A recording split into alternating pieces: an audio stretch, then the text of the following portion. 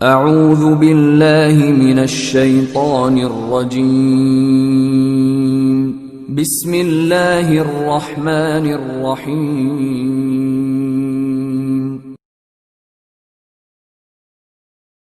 نبی کانفرنس سے مخاطب ہو رہے ہیں جناب سراج الحق صاحب، تشریف لائیں جناب۔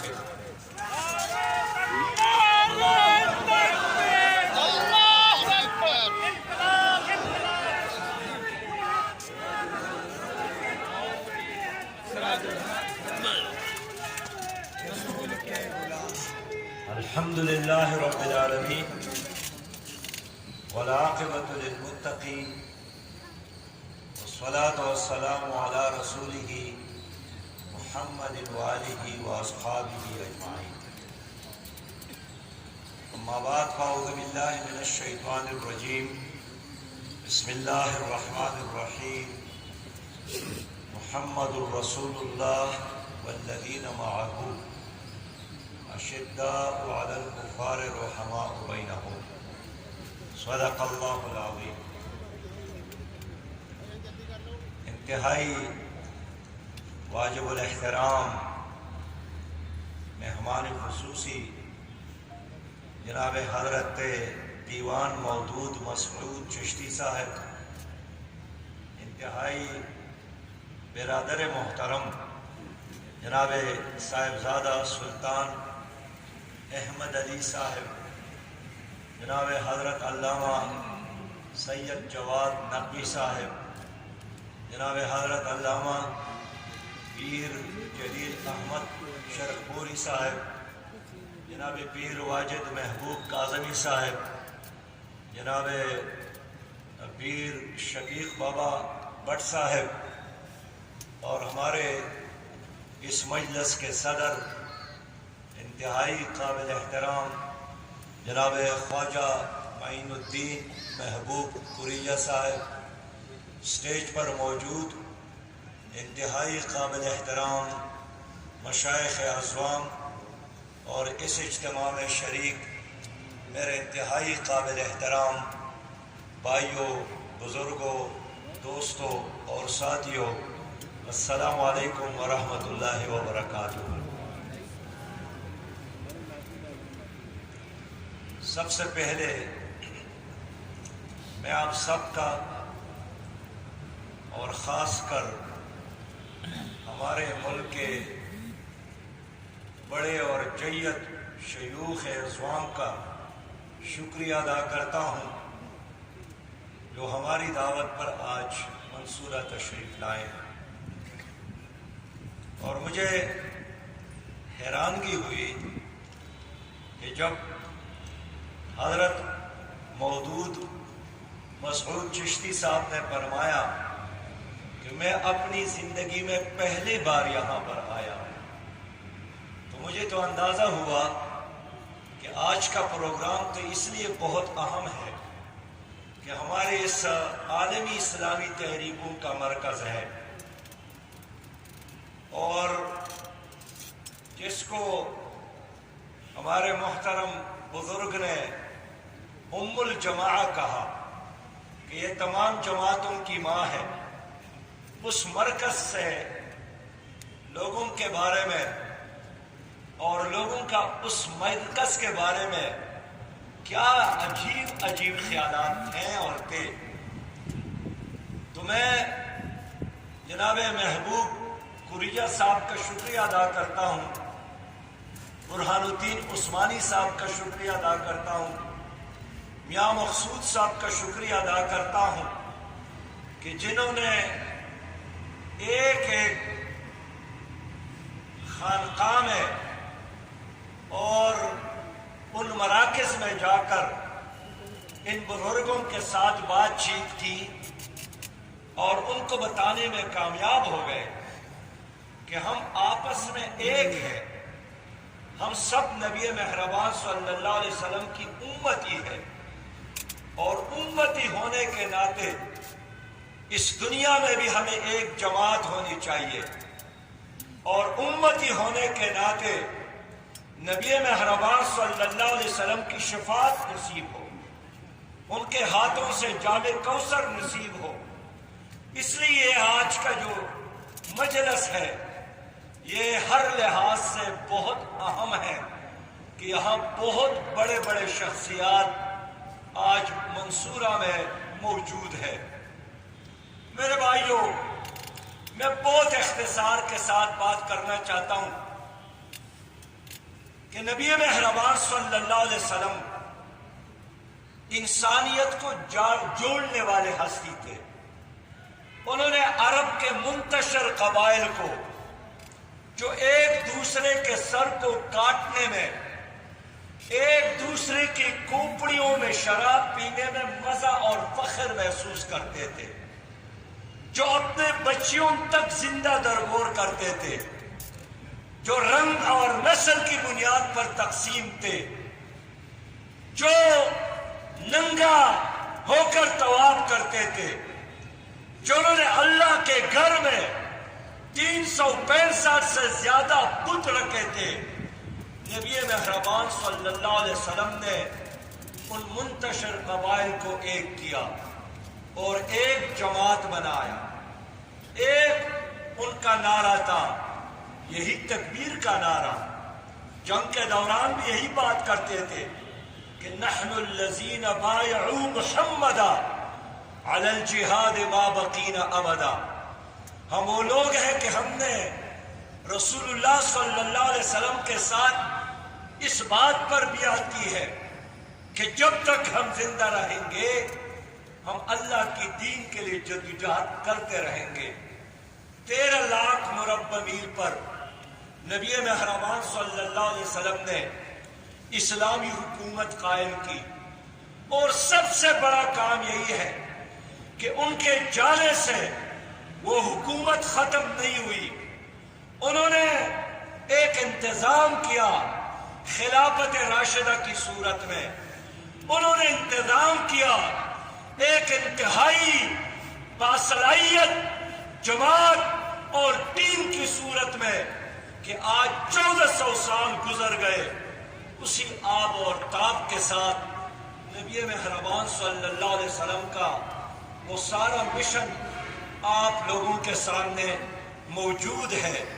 میرے پیارے بھائیوں، میں اس لیے آج کہنا چاہتا ہوں، اور اچھا ہے کہ شرپوری صاحب بھی تشریف فرما ہے، میں ان سے بھی خاص طور پہ بات کرنا چاہتا ہوں کہ نبی مہربان صلی اللہ علیہ وسلم کے ہم غلام ہیں، اور آپ لوگ کہتے ہیں کہ ہم عاشق ہیں، یقیناً آپ عاشق ہیں، اور عاشقوں کا مرتبہ غلاموں سے بہت بلند ہے، لیکن عشق کا بھی اور غلامی کا تقاضا یہی ہے کہ اس ملک میں نظام مصطفیٰ ہو۔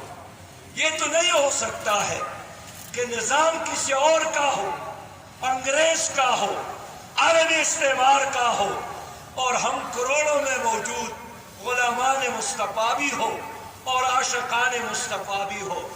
ایک عوام کو سمجھانے کے لیے بعض اوقات علماء نے کچھ کہانی لکھی ہے کتابوں میں۔ ہر زمانے کا کوئی مجنون ہوتا ہے، تو کسی نے مجنون سے پوچھا تھا کہ حکومت اور خلافت اور اقتدار حضرت علی رضی اللہ تعالیٰ عنہ کا حق ہے یا حضرت معاویہ رضی اللہ تعالیٰ عنہ کا حق ہے؟ وہ چونکہ مجنون تھا، اس نے کہا کہ اگر میرا اختیار ہو تو حکومت اور اقتدار اور اختیار صرف لیلا کا حق ہے، جس سے میں محبت کرتا ہوں، اس لیے کہ ان کے دل میں اپنے لیلا کی محبت تھی۔ تو اگر میرے دل میں اور آپ کے دل میں محبت ہے محمد مصطفیٰ صلی اللہ علیہ وسلم کے ساتھ، تو اس محبت کا تقاضا یہی ہے کہ حکومت بھی ہو، خلافت بھی ہو، نظام بھی ہو، وہ محمد مصطفیٰ صلی اللہ علیہ وسلم کی ہو۔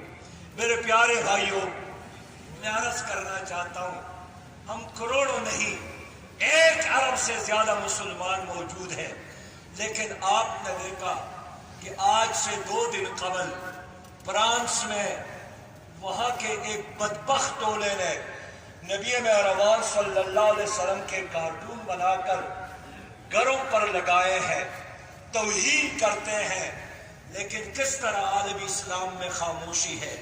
ایک ترکی ہے جنہوں نے احتجاج کیا، جنہوں نے بیان دیا، تو اب اردگان نے کہ فرانس کے صدر کی دماغ خراب ہے، ان کا علاج ہونا چاہیے، یہ پاگل ہوا ہے، اور اپنے سفیر کو انہوں نے فرانس سے نکالا اور واپس بلایا، لیکن باقی عالم اسلام نے کسی نے جنبش تک نہیں کی۔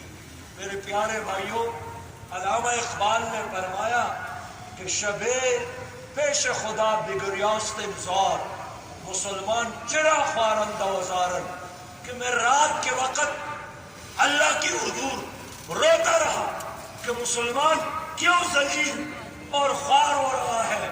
ندا آمد نبی دانی کی ای قوم، آواز آئی کہ آپ نہیں جانتے ہیں کہ یہ آپ ایک ایسی قوم ہے دلے دارن ولی محبوب ندارن، کہ دل تو رکھتا ہے لیکن اس دل میں محبوب کے ساتھ محبت نہیں ہے۔ اس محبوب کے ساتھ محبت کرو گے تو دریا تمہیں راستہ دے گا، محبت کرو گے تو جنگل کے جانور تمہاری پہنچ کے لیے راستے خالی کریں گے، اس سے محبت کرو گے تو ایک 10 کا اور 10 100 کا مقابلہ کر سکیں گے، لیکن اگر اس کی ساتھ محبت نہیں ہے تو ایٹم بم ہونے کے باوجود بھی کشمیر پر انڈیا کا قبضہ ہوگا۔ آپ کے ساتھ اسلحے کے کو حمالیہ بھی ہو، لیکن اگر محبوب کے ساتھ محبت نہیں ہے تو آپ ایک ریت کا ڈیرا ثابت ہوں گے۔ اس لیے میرے دوستو، ہمارا پیغام یہی ہے کہ آؤ مل کر نبی مہربان صلی اللہ علیہ وسلم کے ساتھ اس محبت کو عام کریں۔ یہ کام آپ نے کرنا ہے، اس مشن کو آپ نے لیڈ کرنا ہے، ہم آپ کے دائیں بائیں ہوں گے۔ جماعت اسلامی ایک پلیٹ فارم، جماعت اسلامی ایک سہولت کار کی طور پر نبی مہربان صلی اللہ علیہ وسلم کے ساتھ عشق اور محبت کے اس کاروان کو آگے بڑھانے کے لیے آپ لوگوں کے ساتھ موجود ہے۔ میرے پیارے بھائیوں، میں آپ کے لیے ایک سوال چھوڑتا ہوں کہ جب میرے رب نے فرمایا ہے اور اس پر آپ نے ایمان لایا ہے کہ وَمَن لَّمْ يَحْكُمْ بِمَا أَنزَلَ اللَّهُ فَأُولَٰئِكَ هُمُ الْكَافِرُونَ، جو اللہ کے نازل کردہ کتاب پر فیصلے نہیں کرتے وہ کافر ہے۔ تو کیا ہمارے جج کے ہاتھ میں، کیا ہمارے جج کے میز پر، کیا ہماری چیف جسٹس کے میز پر قرآن حکیم موجود ہے، یا انگریز کا وہ کتاب ہے جس کے نجات کے لیے قاضی اعظم محمد علی جناح کی قیادت میں لوگوں نے تحریک چلائی اور پاکستان بنایا؟ میرا رب کا حکم ہے کہ وَأَحَلَّ اللَّهُ الْبَيْعَ وَحَرَّمَ الرِّبَا، اللہ تعالیٰ نے تجارت کو حلال کیا ہے اور سود کو منع کیا ہے، حرام کیا ہے، اور سود کرنا اللہ اور اللہ کے رسول کے ساتھ جنگ ہے۔ لیکن آج آپ کا سارا نظام، معیشت کا سارا سسٹم سود کی بنیاد پر ہے۔ پھر میں آپ سے پوچھنا چاہتا ہوں، ہمارے تعلیمی اداروں میں کوئی ایجوکیشن ہے، ہمارے بینکوں میں سود کا نظام ہے، ہماری عدالتوں میں انگریز کا نظام ہے، پھر کروڑوں غلامان مصطفیٰ اور کروڑوں عاشقان مصطفیٰ موجود ہے، لیکن اس ملک میں تو نبی مہربان صلی اللہ علیہ وسلم کا نظام نظر نہیں آ رہا ہے۔ میرے پیارے بھائیوں، ہم یہی چاہتے ہیں کہ ہم یہ کام اکیلے نہیں کر سکتے، ہم یہ کام تنہا نہیں کر سکتے، ہم لڑ سکتے ہیں، ہم جیلوں میں جا سکتے ہیں، ہم سر ٹکرا سکتے ہیں، لیکن کامیابی اس وقت ہوگی جب ہم سب مل کر اس ملک میں نظام مصطفیٰ کے لیے جدوجہد کرے، سودی نظام کے خلاف جدوجہد کرے، عدالتوں میں غیر شرعی نظام کے خلاف جدوجہد کرے۔ اسی جدوجہد کو نتیجہ خیز بنانے کے لیے آپ لوگوں کی قیادت کی ضرورت ہے۔ میرے پیارے بھائیوں، گزشتہ 2 دن پہلے میں جناب نگر گیا تھا اور وہاں تحفظ ختم نبوت کے حوالے سے ایک بہت بڑی کانفرنس تھی. پاکستان بھر کے علماء وہاں پر موجود تھے. وہاں ایک عالم دین نے فرمایا کہ جو موجودہ حکومت ہے یہ فساد کی جڑ ہے، یہ عالمی اسٹیبلشمنٹ کا غلام حکومت ہے، یہ یہودیوں کا ایجنٹ حکومت ہے. اور مجھے موقع دیا، میں نے کہا کہ اس حکومت میں اور گزشتہ حکومت میں کیا فرق ہے. اس حکومت میں آنے کے بعد جو گستاخی رسول خاتون تھی، آسیہ کو نہ صرف رہا کروایا بلکہ پروٹوکول کے ساتھ اس کو باہر بھیجا، اور اب وہاں وہ ایک VIP کی طرح ہے. یہ اس حکومت کا کارنامہ ہے. لیکن گزشتہ حکومت نے دنیا کو خوش کرنے کے لیے ممتاز قادری کو رات کے اندھیرے میں پھانسی دی اور حکم کیا کہ کسی اخبار، کسی ریڈیو اور کسی چینل پر ان کی خبر ہی نہ چلے تاکہ لوگ اس کے جنازے میں شریک نہ ہو. میں نے پوچھا کیا فرق ہے؟ جماعت اسلامی گزشتہ ایک عرصے سے وفاقی شرعی عدالت میں سود کے خلاف کیس چلا رہی ہے. اندازہ کرے جو آج کی حکومت کے وکلاء ہے آ کر ہمارے مقابلے میں مد مقابل کھڑے ہو جاتے ہیں اور دلائل دیتے ہیں کہ سود کے بغیر پاکستان نہیں چلتا، اس لیے سود چلنا چاہیے، سود نظام رہنا چاہیے. یہ ان کے دلائل ہے. لیکن یہ وکیل آج کا نہیں ہے، یہ گزشتہ حکومتوں کا ہے. یہی دلیل نواز شریف صاحب کی حکومت میں اس وقت کا یہی وکیل دے رہا تھا، اور یہی دلائل پیپل پارٹی کی حکومت میں اس وقت کا وکیل جو آج کے ہے یہی دے رہا تھا. میں نے پوچھا کیا فرق ہے؟ میرے بھائیوں، اس حکومت پہ بڑا الزام کہ انہوں نے 100 ملین اپنے بجٹ میں سے اسلام آباد کے انتہائی اہم جگہ پر مندر تعمیر کے لیے رکھ دیے ہیں. ہم نے علماء سے مشورہ کیا کہ کیا مسلمانوں کا بیت المال ایک مندر پر خرچ ہو سکتا ہے؟ انہوں نے کہا کہ اگر ہندو مل کر اپنا مندر بنانا چاہتے ہیں تو یہ ان کی مرضی، لیکن مسلمان کا پیسہ کسی مندر پر خرچ نہیں ہو سکتا ہے. 100 ملین اس حکومت نے مندر کی تعمیر کے لیے رکھے ہیں. بڑا ظلم ہے. لیکن 200 ملین گزشتہ حکومت نے زمین خریدنے کے لیے خرچ کیے. اب مجھے فرق بتائیں، ایک مندر کے لیے زمین دیتی ہے ایک حکومت اور 100 ملین رقم فراہم کرتی ہے. اس لیے بڑا سادہ ہوگا جو اس حکومت اور پرانی حکومتوں میں فرق کرتا ہے. مدینہ کی اسلامی ریاست کا نعرہ لگایا، لیکن آج ایک آدمی جب بجلی کا بل داخل کرتا ہے، آج ایک آدمی جب 1 کلو آٹا خریدتا ہے، جب قصائی سے 1 کلو گوشت خریدتا ہے، جب چینی اور دال خریدتا ہے تو ایک گالی ان کو دیتا ہے. لیکن مدینہ کی اسلامی ریاست کے اس نعرے سے بھی وہ فریادی ہے کہ اس حکومت نے نہ صرف ہمارا خون نچوڑا بلکہ مدینہ کی اسلامی ریاست کو بھی بدنام کیا.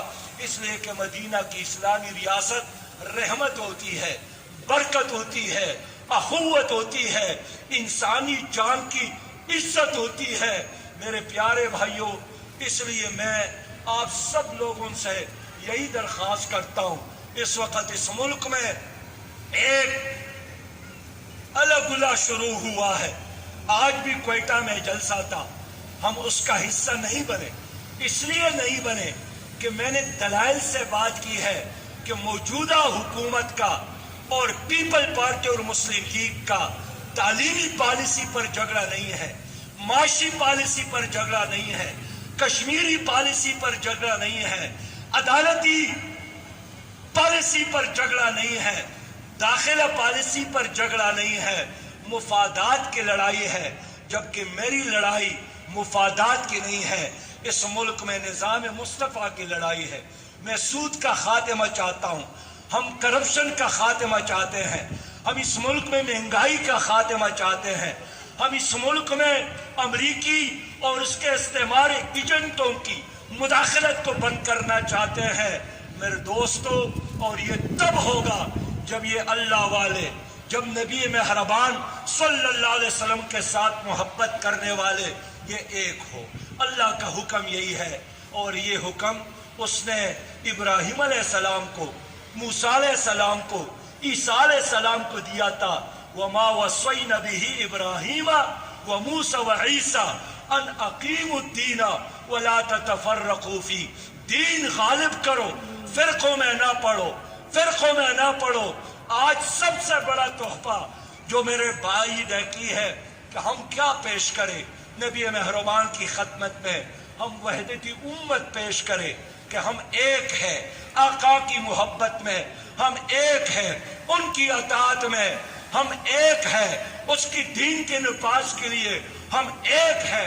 اسی محبت کے ساتھ ہم نے آپ کو بلایا ہے۔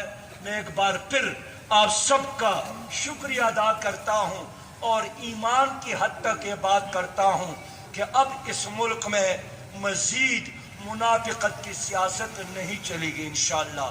اب اس ملک کے اور اس دھرتی کو لا الہ الا اللہ کا نظام نصیب ہوگا انشاءاللہ تعالی۔ میں امید رکھتا ہوں ہمارے یہ رابطے مضبوط ہوں گے۔